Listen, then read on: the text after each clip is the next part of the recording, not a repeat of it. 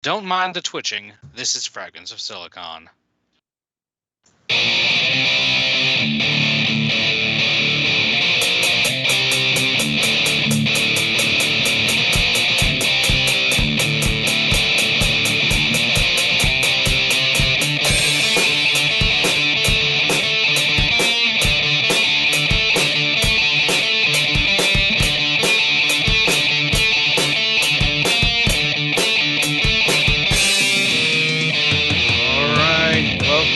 Another installment of Fragments of Silicon.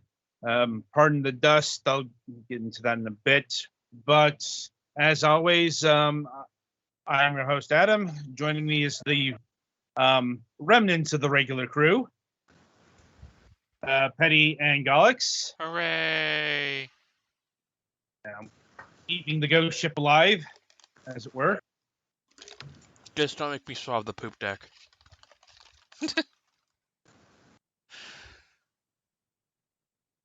Yeah, I couldn't hear the music. Like, I don't know why I couldn't hear it through Skype, but like I said, I'm on my phone right now, so the technical things are different this week.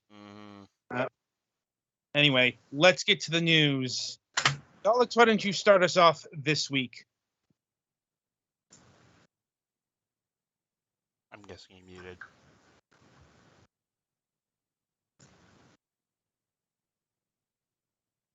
Yeah, he probably muted. All right, Petty, you go then. All right, fairly uneventful for me this week. Fuck, I was muted. Sorry. Oh. Yeah. Petty, continue. All right. Overall, fairly uneventful. My Galaxy Watch came in, so that's been kind of nifty. And yeah, overall, just been kind of a quiet week. They still haven't scheduled my mom's surgeries on the other 3 on her arm and wrist. So that's been lovely because they don't want her going back to therapy yet. So she's here 24/7 and driving me and my sister insane. I'm hoping you're keeping away from the pointy objects. For now. Good to know. And yeah, I don't think anything else is going on, so I guess next victim? Well, I mean, that's up to the Galax. Yeah, sorry about that. They finally, after like a week and a half or 2 weeks, replaced the water heater at work, so we have hot water again. That's good. Oh, man. Nothing new in video games that I actually have, but there's quite a bit in times of stuff we're looking forward to. It's what Metroid Dread ended this week. Then Final Smash character in a week or two, and then 2 weeks about, and then which they actually pulled that off, so that's neat. And then I believe aren't the new Pokemon games this month or early next month? I think they're early next month. Still, that's close. We're getting close to the part of the year where there's lots of video game stuff. Yeah, like the other day, Super Monkey Ball Banana Mania came. Yeah, I've never been super into that, but if you are, that looked good.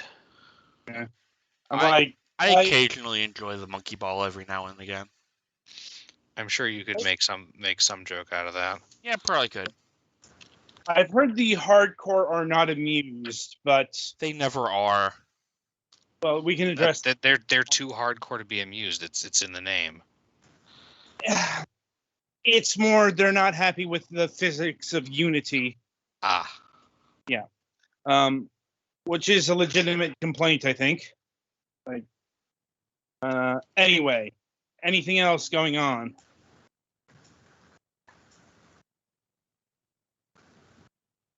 I'm going to assume that's a no. Oh, yeah, no, I'm good other than that. Sorry, I keep forgetting we don't have a third person. A fourth person. We don't have a third person aside from our host. There are people here. I know. Like- Yeah, but John gets to do his news in the interview. Yes, I know. Like, Anyway, Adam, what's your news?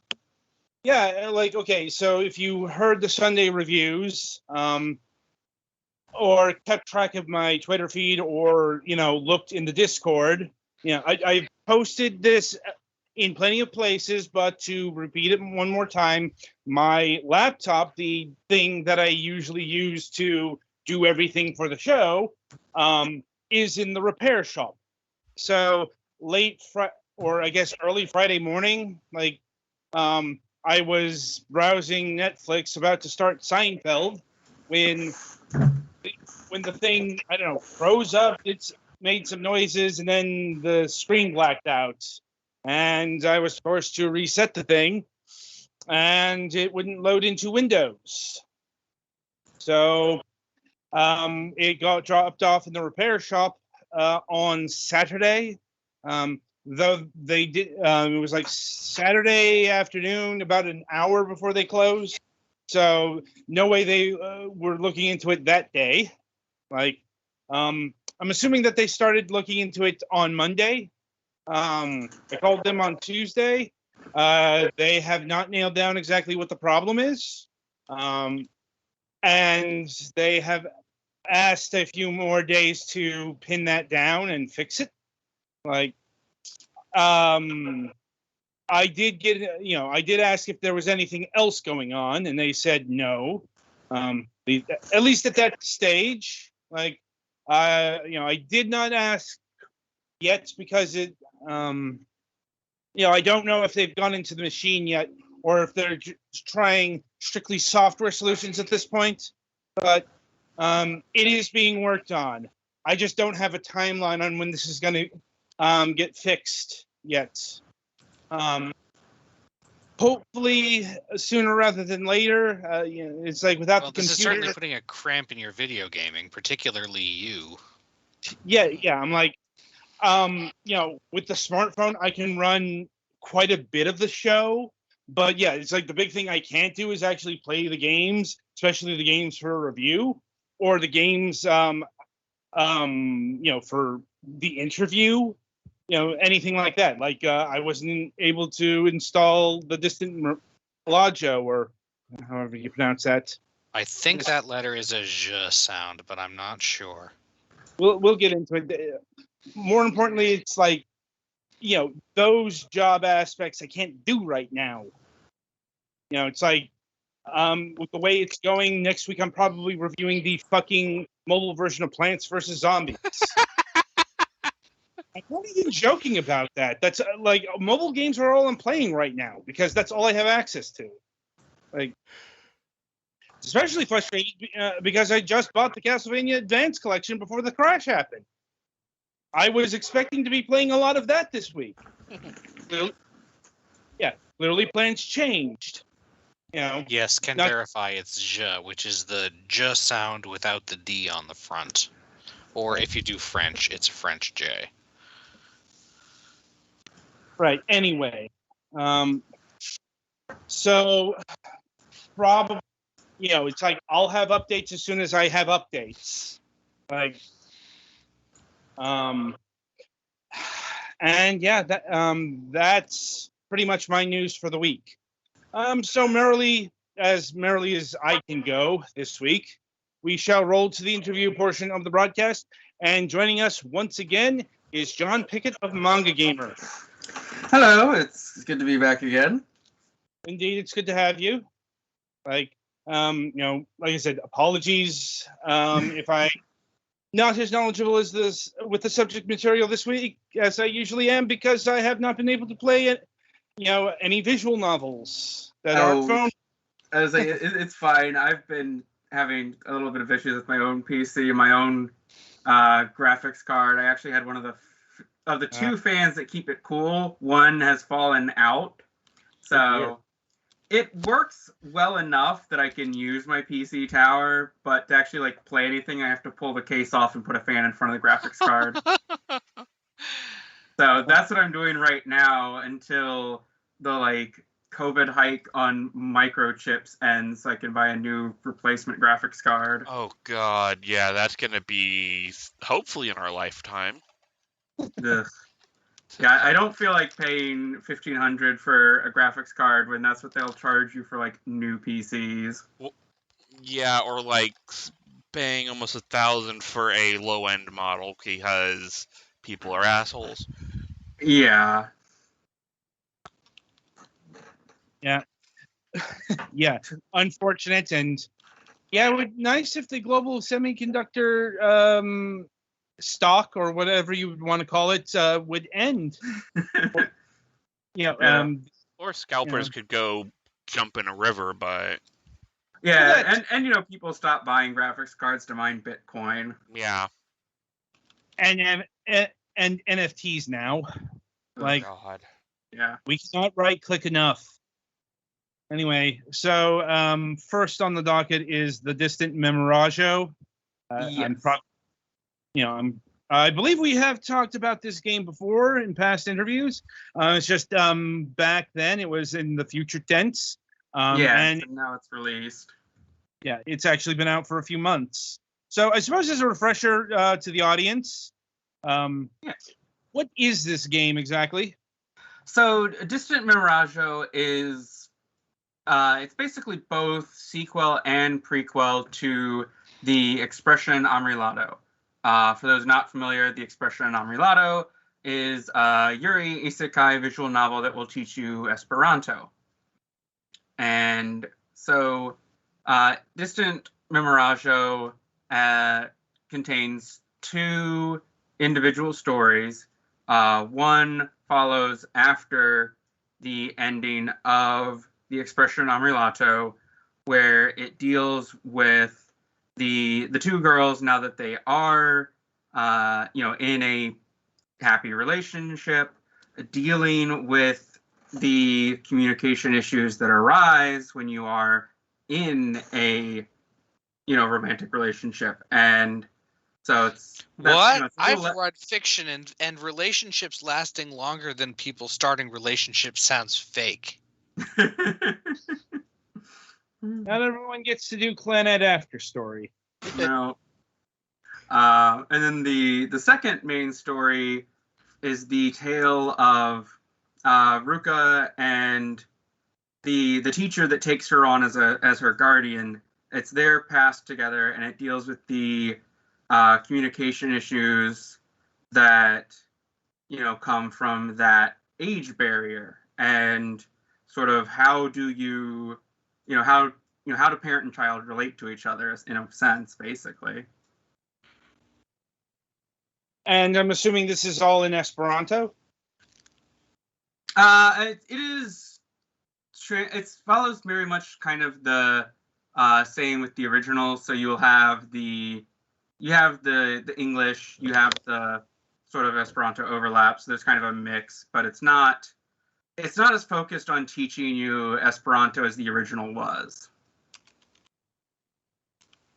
Okay, so you aren't expected to have a quiz on this then? No, there's no there aren't really the quiz elements that you saw in the Expression Amrilato.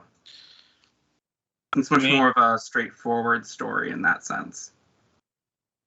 I'm not supposing you have any insight as to why they decided to, let's say, de-emphasize the Esperanto angle? Because I think it has to do more with, the first game focused all about the communication issues that arise because of language barrier, and so now with this sequel prequel, they are exploring other types of communication issues. Rather than language barrier, it's the awkward emotions that you feel and reservations you have towards your partners, when you're romantically engaged, or with the second story, the whole age gap. How do you, relate to a child as a guardian, or as from the child's perspective, how do you, relate to, a strange adult that has taken you in under their, protection? It is a bit of a quandary. And now, you mentioned this is a prequel sequel. Can you break that down for us? Like, I'm assuming part of it's a prequel, part of it's a sequel. Like, does the prequel part come first or second, or how does that all work? So they're two separate stories. The sequel is the one you play through first, and then you see the prequel. Okay. Yeah. And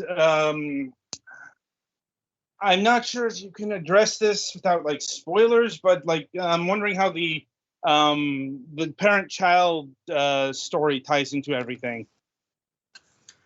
Well, I mean, for those who played the Expression Amrilato, it deals with the teacher that is the guardian of, Ruka, who is the one that taught Esperanto to the main character of the Expression Amrilato. So it both gives you her past, which wasn't covered as much in the original story, and also, adds depth to this character who in the original story is just kind of a parent figure / teacher. Yeah, that does make sense. And how does the story / visual novel length compare to its prequel? When you combine both stories together, it's pretty similar in length. Uh-huh. And is there any sort of voice acting here? I don't recall. No, yeah, there is. Okay, yeah, there is. It's fully voiced. Okay.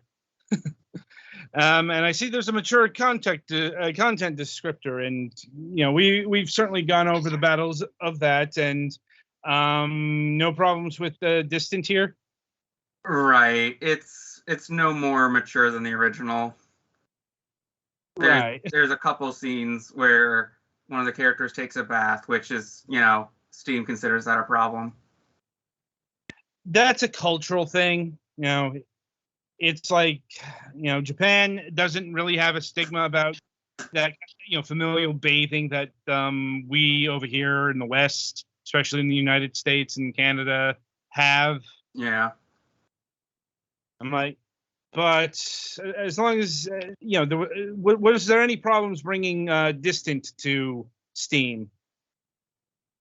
I mean, other than requiring like you said, the mature content label, which doesn't really fit the content of the game, that was really the only issue. Fair enough. Just that warning kind of gives the wrong impression to people. Okay. So previously you mentioned that the quiz aspect of this game series has been not advanced with this version. Did they add any other, say, similar or maybe even differential game mechanics to make up for that? I know there are some like review segments that you can interact with in Distant Memorajo, but they're more sort of omake extras rather than, like I said, a key element of the story the way they were in the first. Duly noted. And I suppose another question is, have they made another one of these? I know Scarra Sparrow has made a couple, or is working on a new something. I don't recall if it's in the exact same series offhand. Yeah. I mean, are you handling any more of this developer's titles? I mean, not at the moment, but that doesn't mean we won't in the future. Fair enough. And I suppose it is at least time to shift into the next title to showcase, and it is Namakai. Yeah, Namakai Dark Elf Sisters. Yes. Okay. Yeah. This is kind of the polar opposite of what we just covered. In the sense, yeah, Namaiki Dark Elf Sisters is all adult content all the time. yeah, it is. I'm like, and I believe you referred to this as a, I guess for lack of better verbiage, a rape impregnation tale. So it's not rape because it's not like they're not consenting. It's coercive. So it's the main plot of Namaiki Dark Elf Sisters is the main hero, Ober, sorry. He is a half human, half dark elf. And so because dark elves are racist, they, basically take the shit out on him all the time. Everyone in his family does. But then there is a prophecy that he will be the one to lead dark elf society into a golden age of 1,000 years. So upon this prophecy, his family, suddenly promotes him to head of the family, and his, half sisters are, now being ordered by their father to bear his child so that their, family can maintain supremacy. Where do I even begin with this? Like, I suppose my first question is, how did you come across it? Or how did MangaGamer come across Dark Elf Sisters? Oh, so it's by Waffle, which is the same studio that created Funbag Fantasy. Ah, there we go. I was about to say, that explains so much. Yeah. The artist for Namaiki Dark Elf Sisters is also Aji Shio, who is a pretty famous hentai artist. Uh-huh. And I'm like, I guess, let me see. So, you managed to get this game on Steam. Yeah. How much adjustments did that have to do? Absolutely none. Really? It's just behind the adult wall on Steam. That's it. Okay, I was honestly not expecting that. Like, I was a little surprised too. We were worried about the younger Dark Elf sister. We were worried Steam might have an issue with her, but they didn't. They decided she looked old enough, and it's not like there's any school uniforms or anything in this game, so it went through. We didn't have any issues or blowback from them when we submitted it. Okay, like I said, I'm a bit surprised, but I guess don't look a gift horse in the mouth. Yep. I suppose that does make an additional question, though, and is how explicit is this particular title?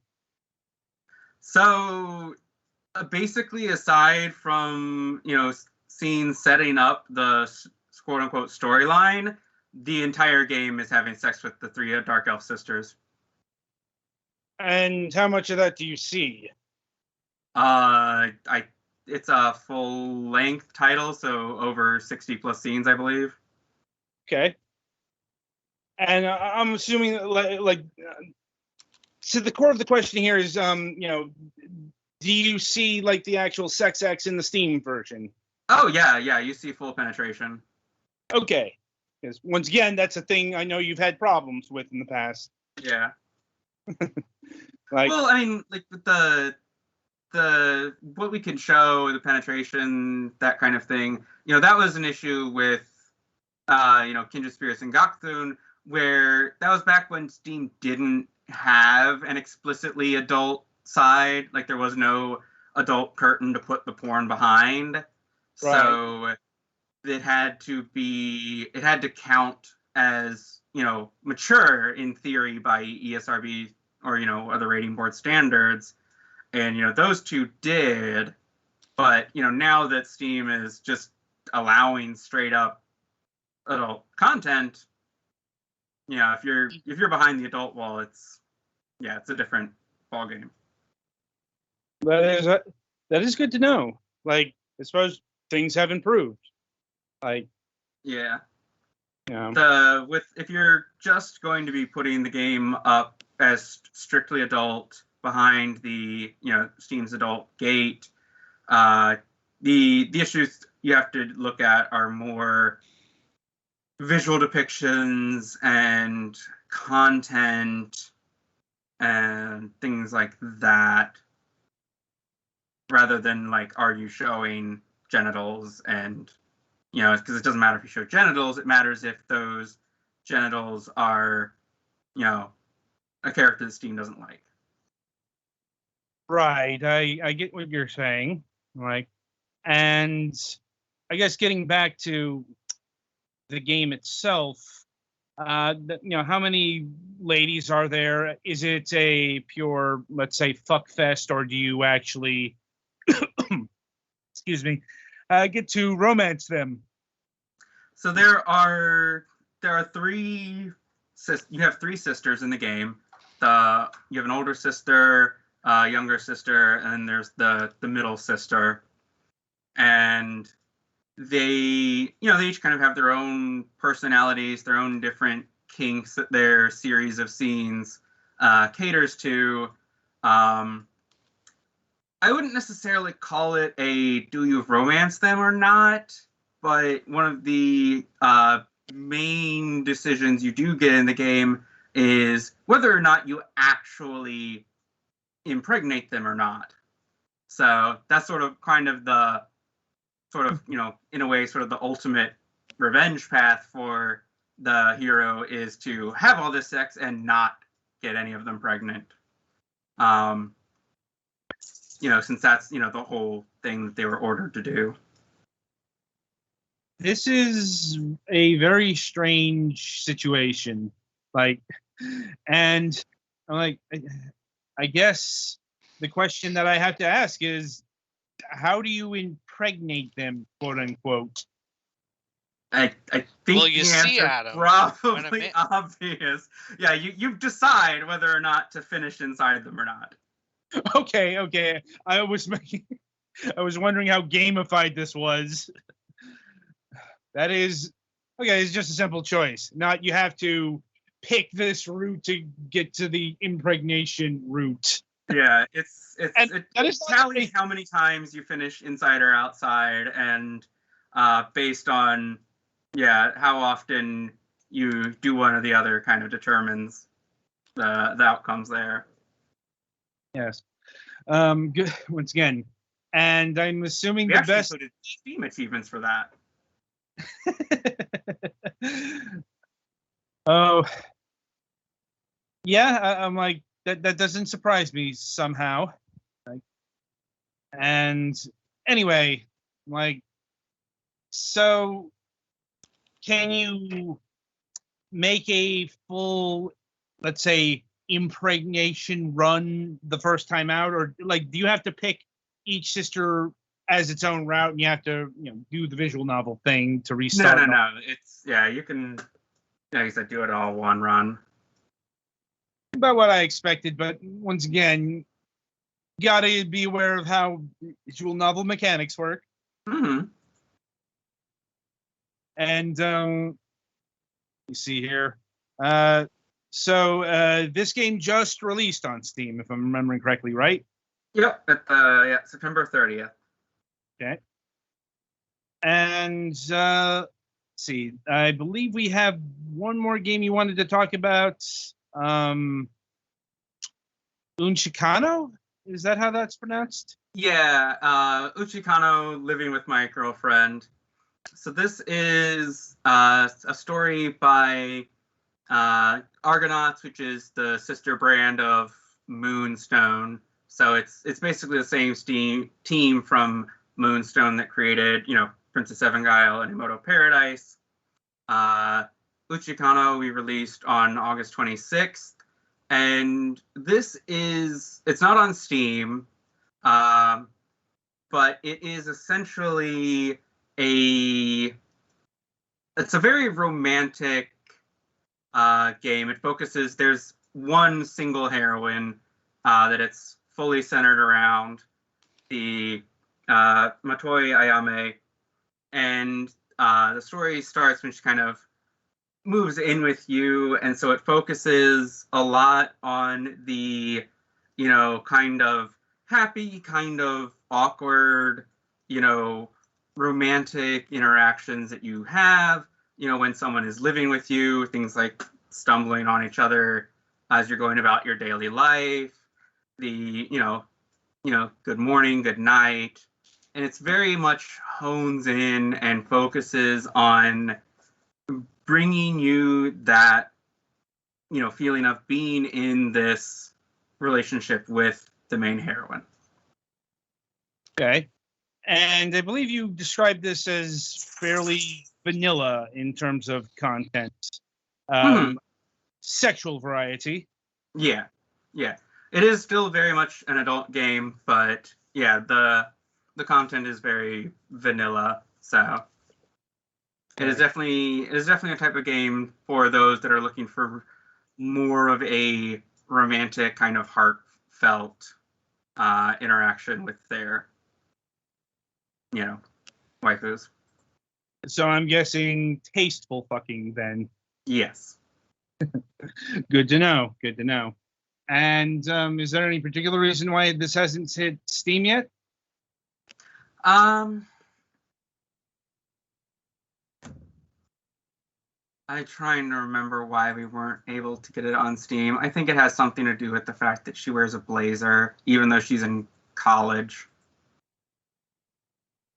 I'm like, I'm not sure how to parse that, but then again, sure. Steam sees blazer, they see uniform, they think school uniform, they think schoolgirl.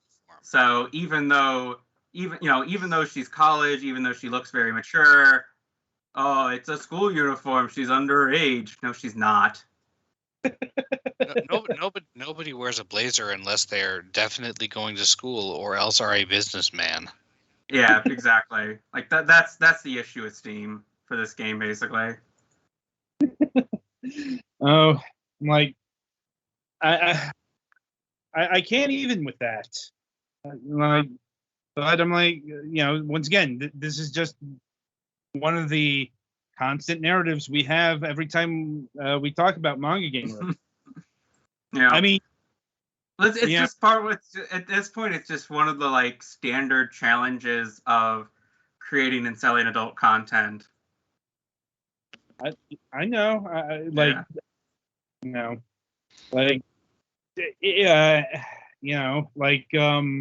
haven't forgotten the OnlyFans debacle.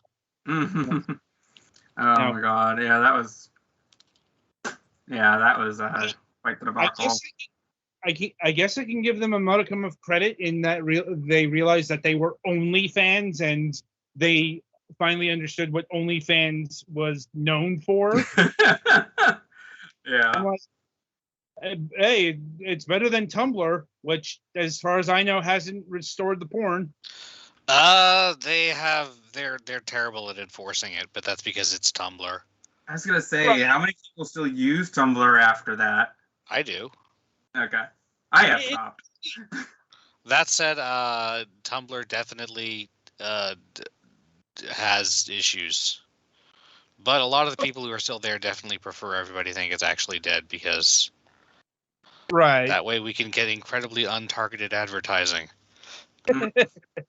Or incredibly very targeted advertising. Look, I know Tumblr porn is some of the probably the most targeted out there. No, but that's not the ad. They have ads and the ads are terrible. They're ridiculous.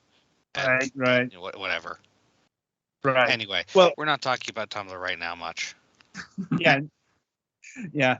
And yeah, so what else does MangaGamer have in the pipeline upcoming? So coming up, releasing on our website on October 28th, we have Love Sweets from Moonstone. So, and Love Sweets is it is another one of those more vanilla, more romantic face centric visual novels. This one is much more of a traditional dating sim. You play as a character who comes back from summer break to find that all his guy friends have hooked up with girls, and feeling left out, you decide to try and get yourself a girl. So you start working at a cafe filled with pretty girls as waitresses, and it's very much a dating sim. It's very much that trying to court women and develop a romantic relationship with them. It's very sweet, very endearing, and very charming. Okay. And anything else of note to keep an eye on?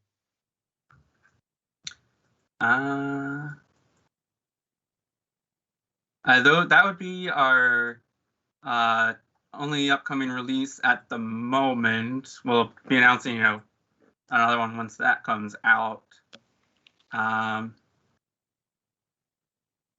So yeah, keep your eyes out for that one.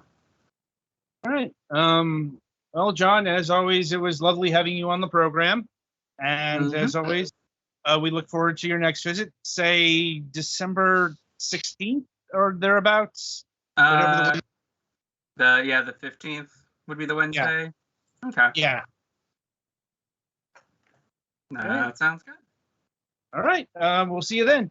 And as always, you can find all of the titles we have featured here tonight on either Steam or MangaGamer.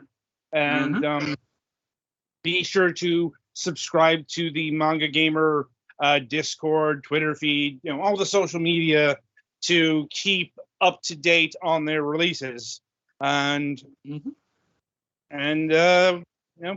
Petty Fan, play us to the next segment.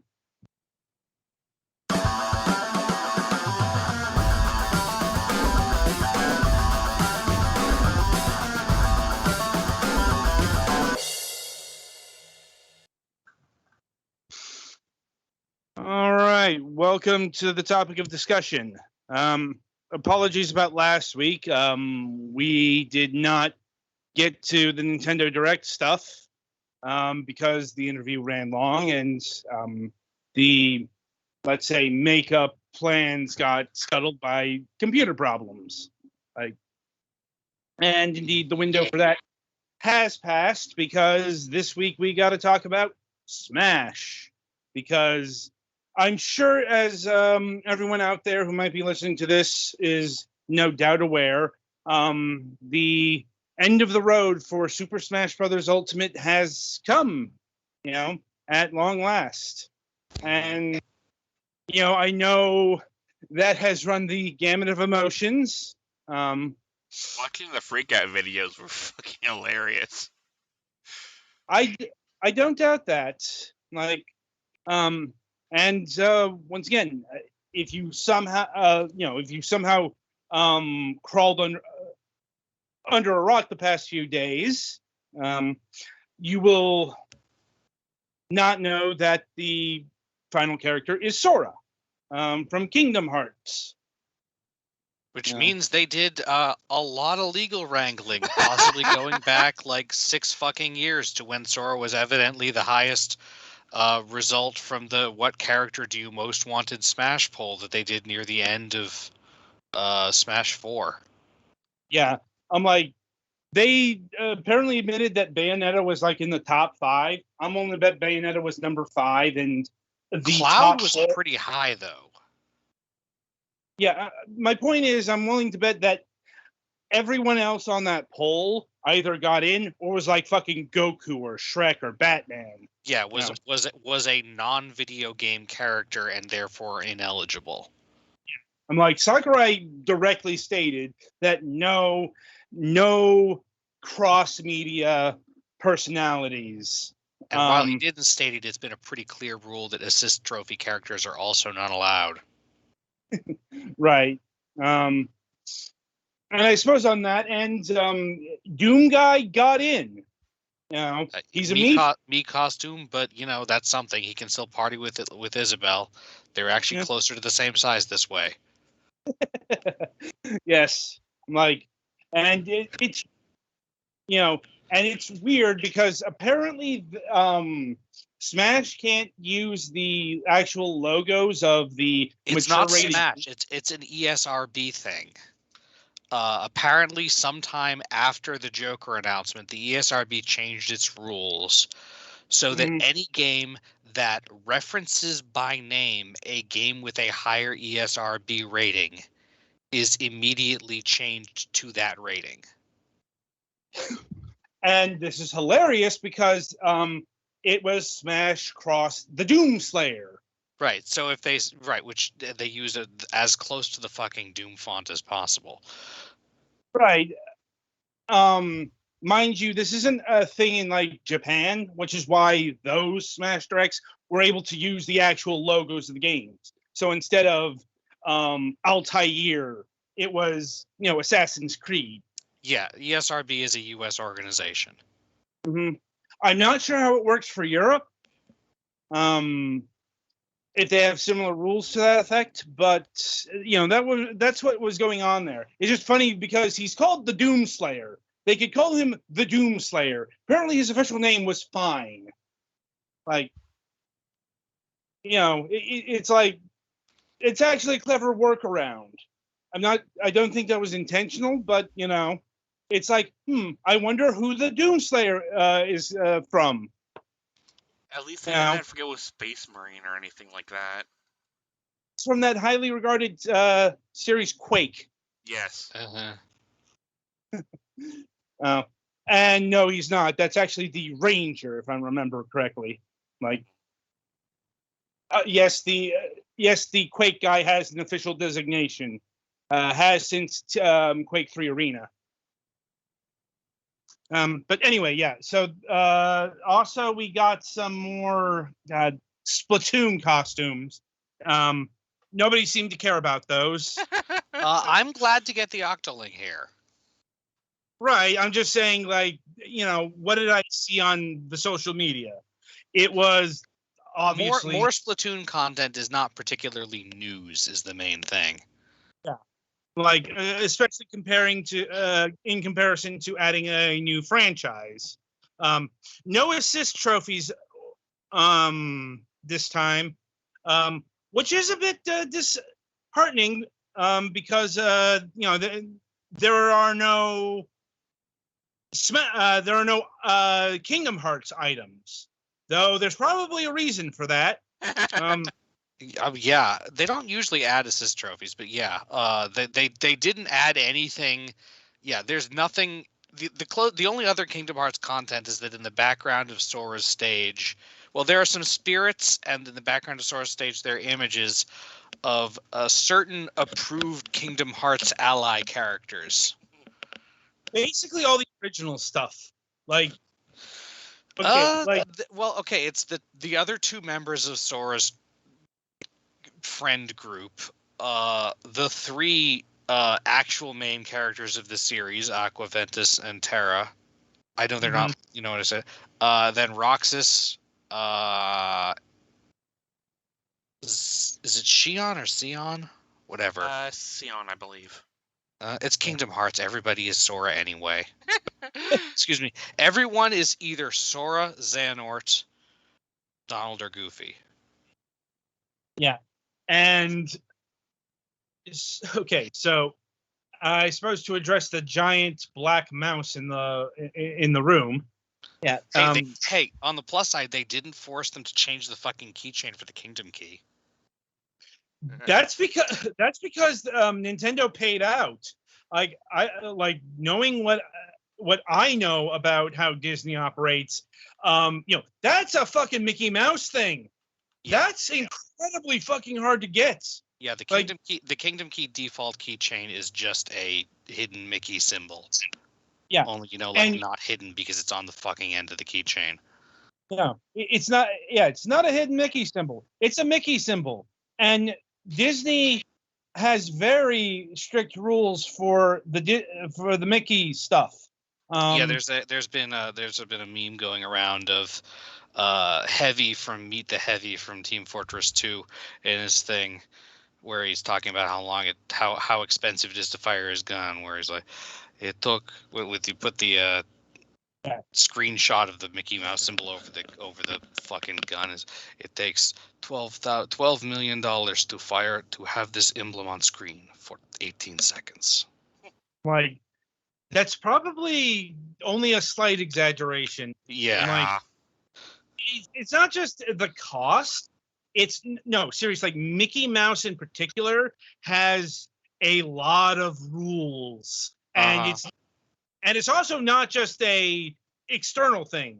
Like, I remember the creators of the DuckTales reboot going on about this. They could use like most Disney characters, but like the two that were off limits were the Chippendale Rescue Rangers, which they just rolled the dice and put them in anyway.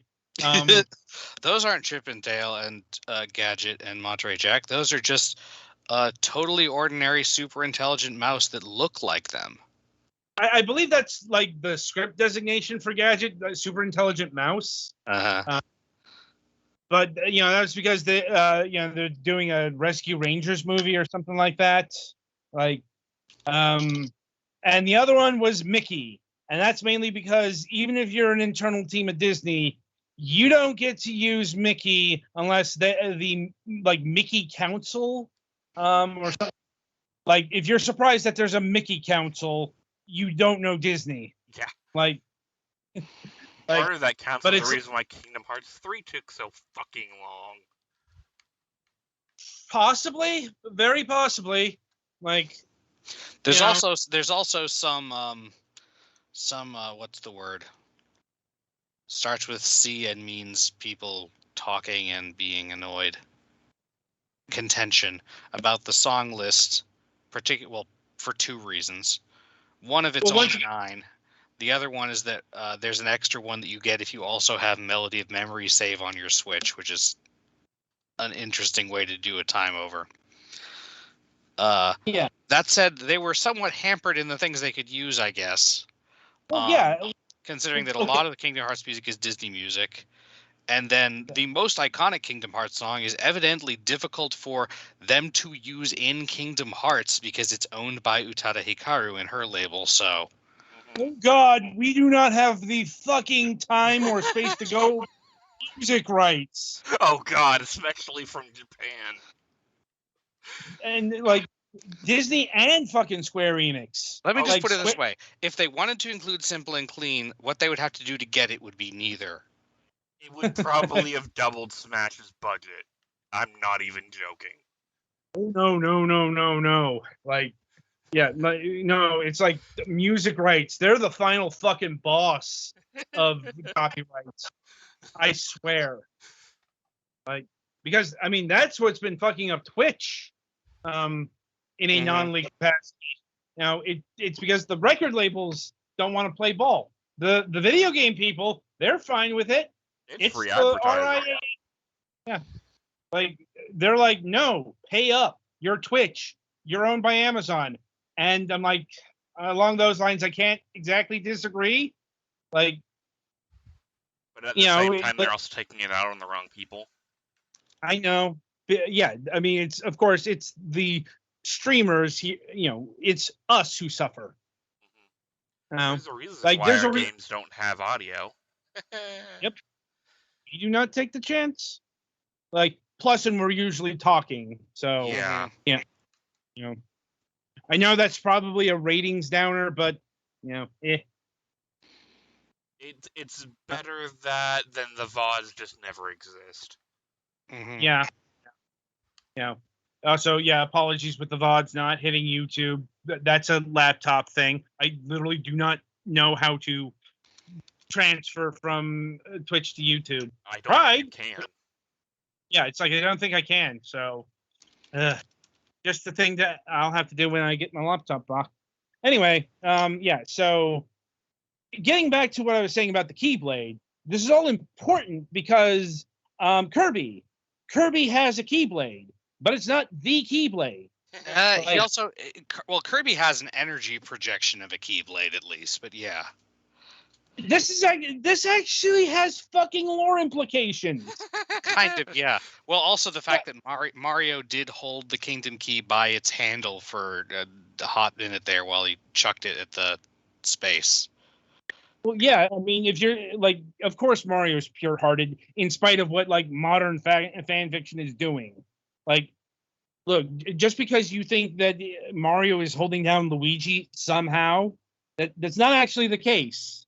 Like, you know, it's also why the greed gimmick from Super Mario Brothers, New Super Mario Brothers 2, never worked for me, because I'm like, you know, that's not Mario. He doesn't give a shit about coins in the sense that Wario does. Anyway, but yeah, like the implication here is apparently Kirby is a Heartless or something like that. I'd buy that. I don't know. Well, Kirby is some kind of eldritch being anyway. Being able to manipulate Keyblade energy to make a fucking Final Fantasy spells is not the weirdest thing he's ever done. Remember, he punches planets in half for a minigame. But you know, once again, he's able to recreate other legendary weapons, but not a Keyblade. No, there are fucking people who are banging on about this. Yeah. And people want to hate Kingdom Hearts. There are actually very many reasons why I hate Kingdom Hearts. This is one of them. Well, that's the biggest issue with Kingdom Hearts as a franchise, is that the first game was fine. It's a fun crossover Final Fantasy Disney thing. After that, it immediately took the detour directly up its own butt with lore, and has only continued on that path ever since. Still has good character stuff, still has fun Disney stuff, although those get more and more jarring as the games go by. That they do. But it has still not exited the Kingdom Hearts lore's own intestines freeway. Yeah. I think the Square Enix portion of the thing, you know, the remember Final Fantasy characters and yeah, we don't get as many of those. Yeah, they just kind of stopped doing that. Literally, they're only in 3 in the DLC. That doesn't. Zack was in the Birth by Sleep or whatever. I mean, for 3, not. Oh yeah, they're not relevant in 3 at all, really. Yeah, like, and I guess getting to Sora as a character, like apparently the reason he floats is because he floats in cutscenes. Like, I mean, also his combat style has always been kind of jumpy, floaty. He gains the ability to fly in every game, and he's the fucking Sky-themed character named Sky. Yes. I think making him very lightweight and floaty for a sword dude as a standout thing is a pretty interesting way to do that. And, he has a base aerial recovery, and he's going to need to use it a lot. And God help him if he gets shot upwards. Yep. And he does qualify as an anime swordsman. And people hate it. Of course they do. Well, I mean, like, you know, the actual reaction was on the whole positive. Like, I know there were people who were pissed off. I know there was always going to be people pissed off about who got picked or didn't get picked. That's always going to fucking happen, or always was going to happen. You know, it's like, sorry that fucking Waluigi didn't make it, or Groose, or Goku. Waluigi is a assist trophy. He's always been in the game. You just want to play as him. You shouldn't have wasted your goddamn energy on a game where they do that. You're talking about rabid fandom here. I know. You know, you're trying to impart rationality, not logic. Logic left them with fucking Melee. Let's be real. There's usually logic in the thinking. It's just, you know, very, very arcane logic. Like, you know, to clarify, I am in no way against Waluigi being a playable character in a Smash game, but he's already in this one. They were never going to make him playable. No, they were not. Like once again, that was one of the unwritten rules of the Smash characters. If you got in as an assist trophy or as a Mii costume, you were deconfirmed, which is why people got pissed when character X got announced as one of those, because it meant they were off the fucking table. I think there were a few Smash 4 holdover Mii costumes that got in as other things, but yeah. Yeah, that is probably the case. But, in terms of Sora being the final pick, probably one of the only ones they could have done that would have worked. It's very dramatic that they managed to surmount the obvious legal hurdles, and also it's a fun character, and also Kingdom Hearts 1, which is the one that this one references the most, is a classic game. It's turning 20 this year, and I don't know how I feel about that. Yeah, it is also. Yeah, it is also Sora. It was a legitimately beloved character. Once again, won the Smash Bowl. So, it's a far sight better than if we were going out with Byleth. Now, I didn't hate the Byleth announcement as a lot of people did, but I got it. It was another goddamn Fire Emblem character. Fire Emblem is very is very highly represented for its general level of stature as a franchise, especially when they started doing it. Fire Emblem has gotten a lot bigger since then, so it makes a little bit more sense now. And also, they've mostly used it to promote new Fire Emblem characters rather than feature iconic old ones, except for Marth. And Roy. Never die. Yeah. I got it. I guess, to wrap up the legacy of Super Smash Brothers Ultimate, we can start by best and worst DLC characters. I'll say best Banjo-Kazooie. Because no one fucking expected that one. No. I mean, it turns out, we learned that it turned out it was actually really easy to get Banjo-Kazooie into Smash Brothers. Microsoft said because Microsoft was interested in it. And this ended up having implications down the line because we didn't get to talk about it, but the Nintendo Switch Online expansion, the N64 segment, it's gonna have Banjo-Kazooie. Rare's Nintendo 64 titles are coming back home. I don't care if they're better in Rare Replay or whatever. They were originally on a Nintendo platform, the Nintendo 64. And we never thought this was going to happen. It's another one of those. As far as worst, my pick would actually be Pyrrha and Mithra. Why? I don't think Xenoblade Chronicles 2 was high enough. I hate their fucking designs. And they were a character type that was always already kind of fucking represented. Yeah, they have a nice gimmick though, and it wasn't interesting to see, another Xenoblade thing since Nintendo doesn't own that now. But yeah, I guess. Now, what about you guys? As far as the reveal itself, I'd probably go with Steve, just because I think it's kind of dumb. I get why he's there, but as far as actually gameplay, the one I don't like is probably Joker. But I think he played better when he first came out, and he got some balance patches afterwards to kind of tone him down, which understandable. All right, Alex.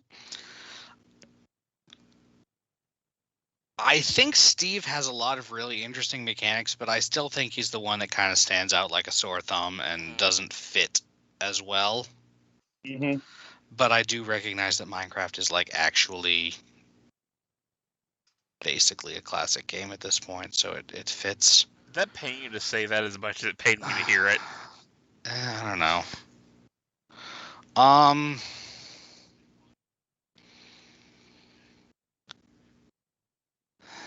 it's hard to pick a best one. I think getting Sephiroth to go with Cloud and also round out the Final Fantasy music selection was both a big deal and really nice.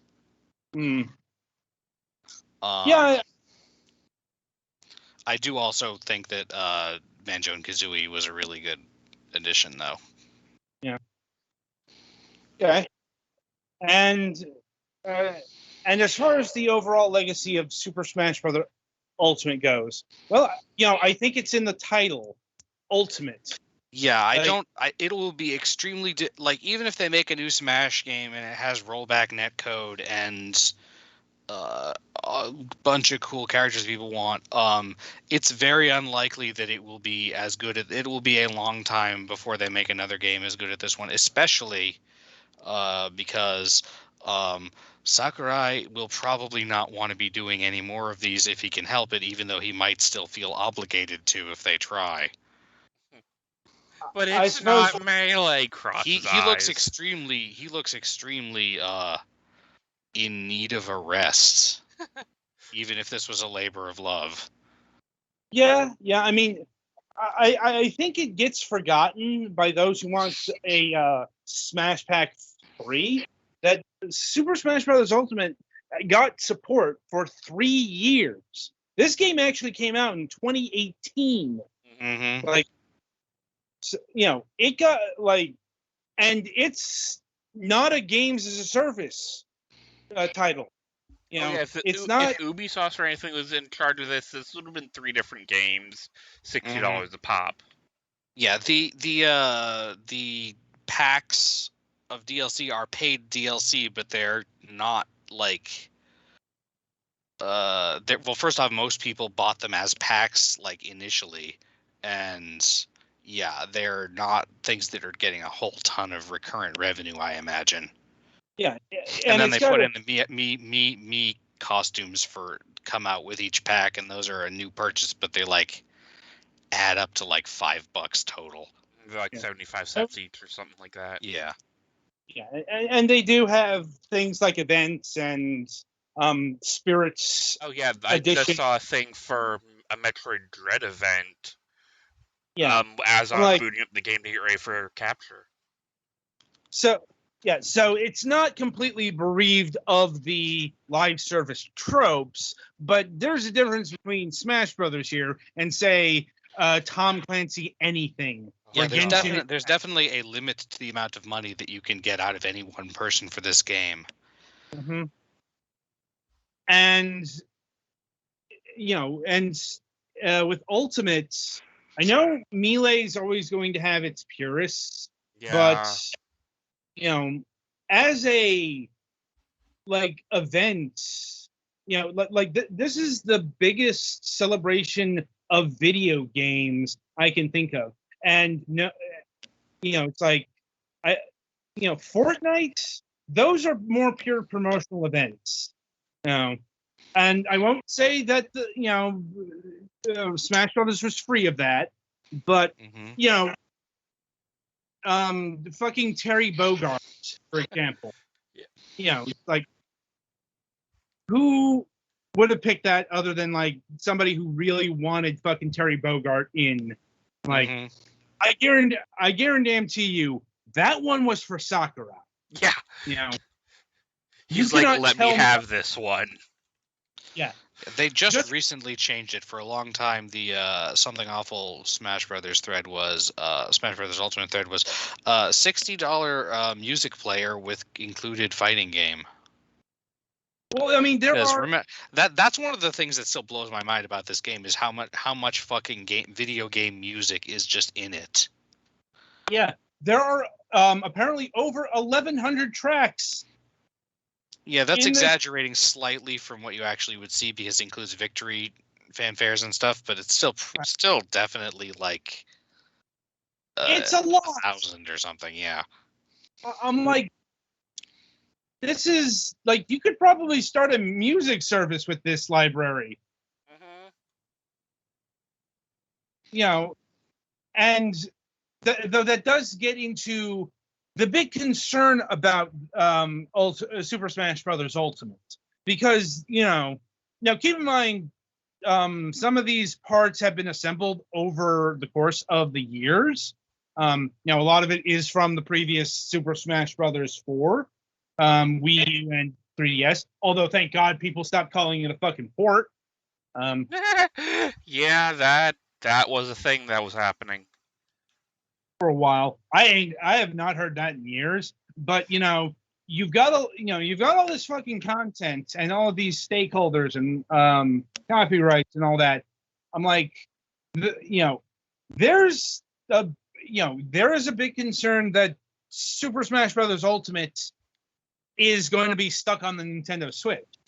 Yeah, porting this, even though porting things is easier than releasing them with any substantial changes. See Pokemon re-releases, hopefully not getting rated M just because they have a fucking game corner in them. Yeah, that is. As long as it's literally just the ported. Yeah.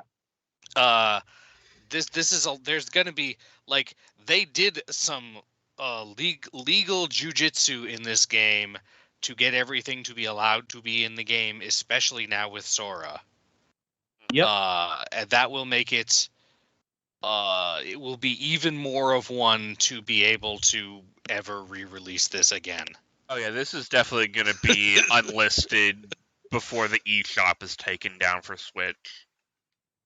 Well, I think a parallel concern about that is the dropping of online play, because it happened with Super Smash Brothers Brawl. It will probably happen to Wii U and 3DS next, but there's probably going to come the day when the online functionality of Ultimate here gets turned off. And that is depressing. Like, and yeah, as a question as to where Smash can go from here, well, there's actually two paths. One, it dials itself back, gets new characters, that kind of thing. I don't know how that would go down. Other than riots in the streets? Yeah, because otherwise, I don't. I get why that would occur, but I don't get how how you would recover from that. Mm-hmm. But the other direction is even more expansive. And how do you do that? Well, by breaking that no crossover media franchises. It's like, okay, you get fucking Goku, you get Shrek, you get Batman, you get Spider-Man. I think they were already saying if they do a new Smash game, it's going to be smaller.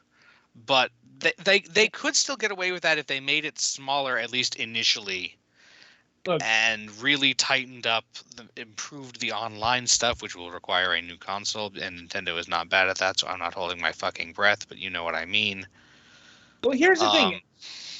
Here's the thing. That would probably be easier than what they've been doing now.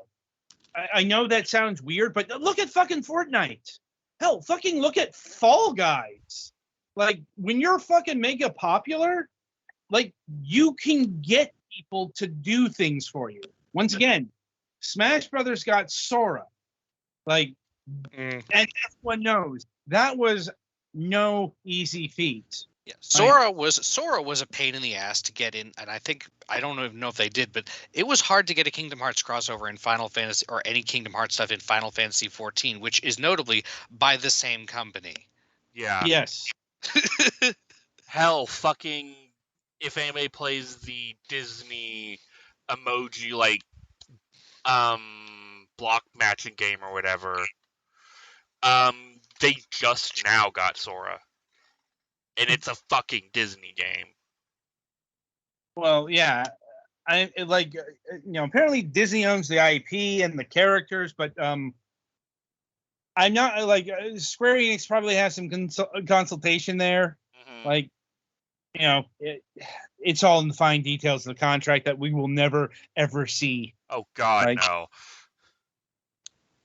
But yeah, like I said, those are the two directions that Ultimate goes, or Smash Brothers goes.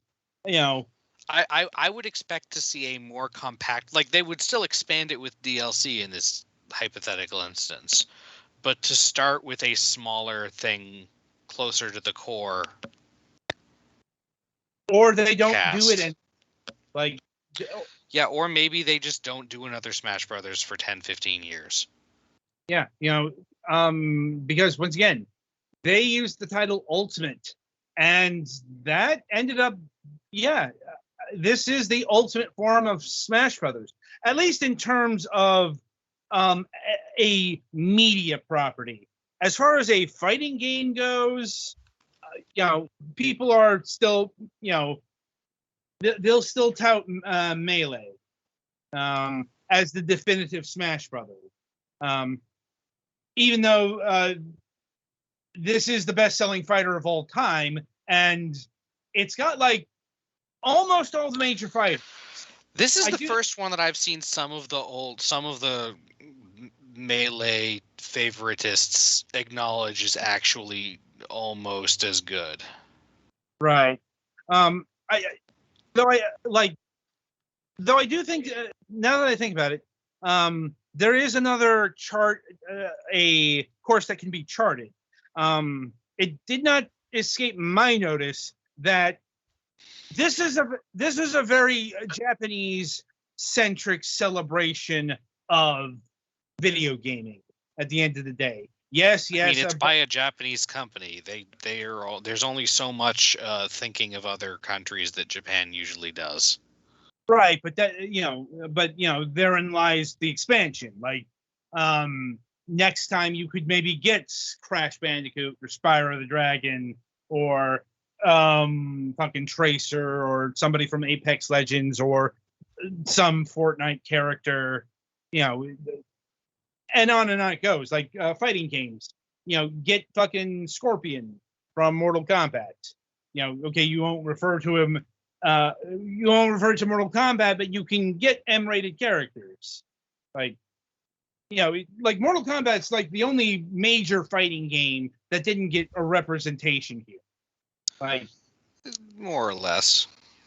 I mean, I guess you could make the argument for like Killer Instinct, maybe Skullgirls, but you know, it's a pretty thin list when you get down to it. Like, I guess like DOA or Soul Calibur. Maybe Blaze Blue, but that might be a little bit of a stretch.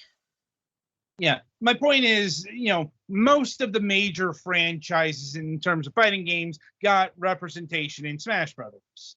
You know, Tekken, King of Fighters, Street Fighter twice. They probably could have gotten away with Chun-Li as one of the DLC characters. Like, point is, this became a celebration of not just video games, but of fighting games, because, you know, they put in the movesets. And they put in enough fighting game characters that people started bitching about fighting game character mechanics. Yeah, like the auto facing and shit. Yeah, this is how real fighting games play, guys. Like, yeah.